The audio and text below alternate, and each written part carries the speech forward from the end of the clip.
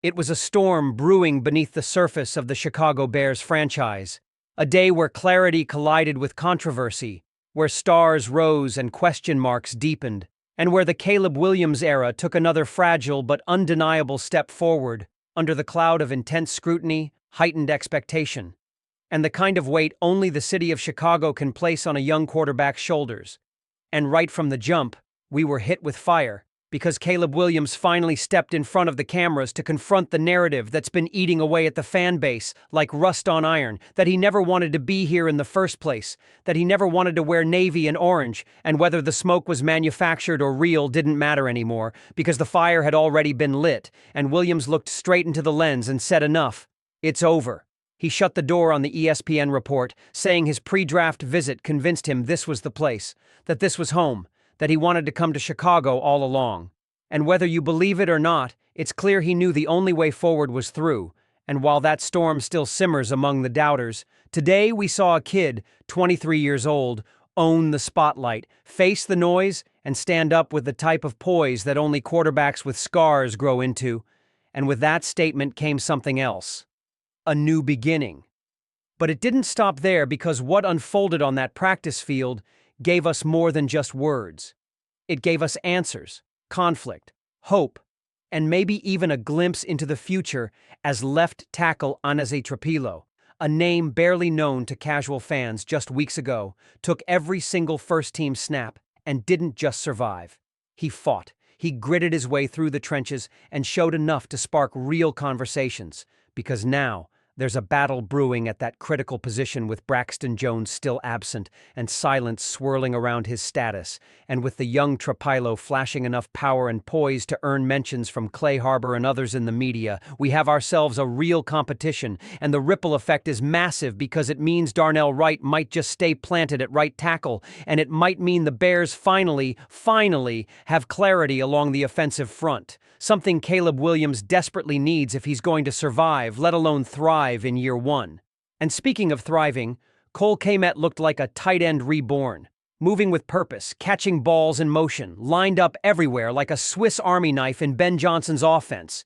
And if you remember how underutilized he was in the days of Nagy and Getsy, you understand the hunger. You understand why Bears fans are hoping this is the year Cole Kmet finally becomes that matchup nightmare he's flashed glimpses of for too long, and in this Ben Johnson system, one that thrives on 12 personnel looks, that weaponizes tight ends the way Detroit used Sam Laporta. You can see the vision, Kmet and rookie Colston Loveland attacking the seams, creating mismatches, giving Williams reliable big-bodied targets in critical moments. But it wasn't all sunshine, because reality hit hard and fast, with brutal reminders of how raw and unfinished this young offense still is, with Williams throwing 2 picks, one to Tremaine Edmonds, the other to Jaquan Brisker.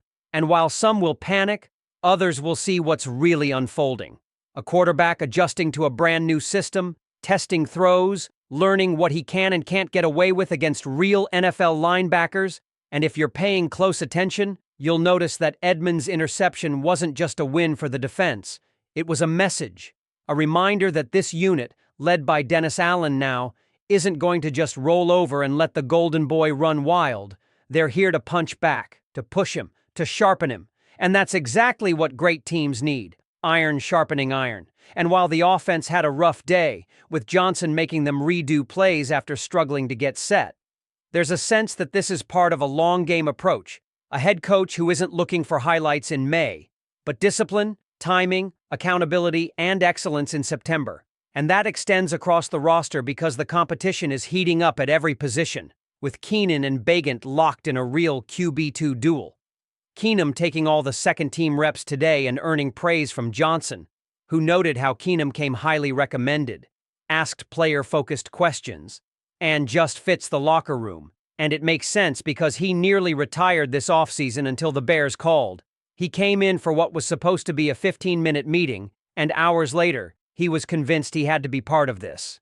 It was going to be special. And that says a lot about what Ben Johnson is building. When a vet like Keenum, with playoff wins and scars from across the league, walks in and buys in immediately. But this isn't just about feel-good stories. Because the injuries? They're a problem, and Zach Pearson's report was a gut punch. A long list of absences, including Jalen Johnson, Kyler Gordon, Elijah Hicks, Terrell Smith, TJ Edwards, Braxton Jones, and others. And while soft tissue injuries are common this time of year, there's reason for concern, especially when it's guys like Kyler and TJ who just signed new deals and now are sitting out again, and you don't want to push panic buttons, but the longer they're off the field, the more you wonder if the Bears are walking into another season where depth is tested before the first kickoff, and fans have every right to be uneasy, because this secondary, which could be elite, needs time together, needs chemistry, needs health. But let's not overlook the good, because Andrew Billings, the run-stopping anchor on the D-line, was back on the field. And that's no small thing, because if you're going to win in the NFC North, you better be able to handle the run. You better be able to slow down guys like Aaron Jones, David Montgomery, and Jahmyr Gibbs. And Billings returning is a step in the right direction. But circling back to the offense, Williams may have thrown those picks, but he also showed flashes, including a gorgeous rollout and deep strike to Miles Boykin during 7-on-7s, a reminder of the arm talent that made him the #1 overall pick. The same effortless flick that Case Keenum raved about post-practice, calling it natural, rare, and something you just don't teach. And you better believe Keenum knows what he's talking about. He's seen it all in this league, and he's here to mentor, to challenge, and to be a safety net for this young QB, and that veteran presence is something last year's QB room simply didn't have, with Tyson Bagent and Austin Reed learning on the fly with no true mentor in sight, and now it's different. Now there's a plan, now there's structure, and that structure is being felt at every level, especially in the wide receiver room, where Antoine Randall L. has come in like a shot of adrenaline, bringing energy, intensity, and hands-on teaching, and the players are responding.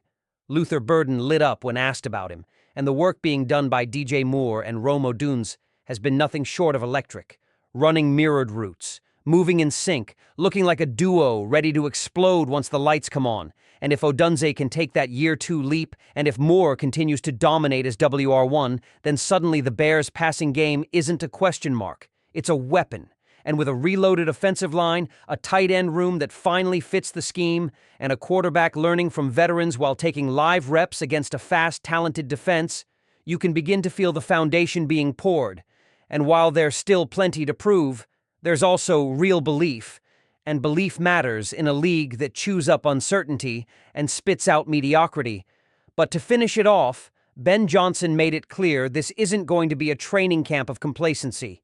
He's going to push every player, every coach, every decision. And when he addressed the media, his tone was unmistakable. He's here to win, not just install a new scheme or build for the future. He wants to win now.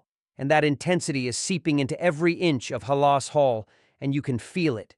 Whether it's the offensive line shuffling to find the right 5, the receivers grinding through reps, or the quarterback battling through growing pains, and as OTA availability closes and the Bears set their sights on minicamp next week, the air around this team feels charged, not with blind optimism, but with earned momentum. And while there are still battles to be won, injuries to be monitored, and mistakes to be corrected, one thing is becoming clear. This isn't the same old Bears.